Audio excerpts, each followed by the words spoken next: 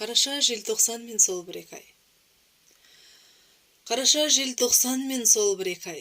Қыстың басы бір ерте, біреуі жай.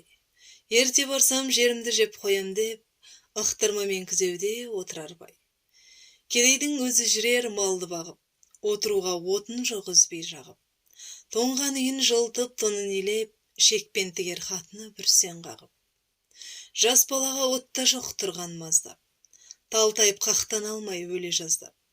Кемпір шалы бар болса қандай қиын, бір жағынан қысқанда ода асынап. Кәрі қой ептеп сойған байдың үйі, қай жерінде кедейдің тұрсын күйі. Қара қидан орта қап ұрыспай берсе, ода қылған кедейге үлкен сыйы.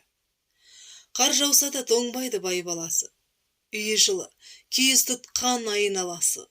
Бай ұлына жалшылы жалынышты, ағып жүріп ойнатар көздің жасы. Бай үйіне кіре алмас тура ұмтылып, бала шықса асынан үзіп жұлып. Ық жағынан сол үйдің ұзап кетпес, үйген шөптің күн жағын орын қылып.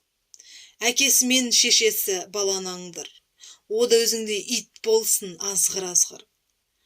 Асын жөндеп шалмай қысылады, құрбысынан ұялып өңшең жалбыр.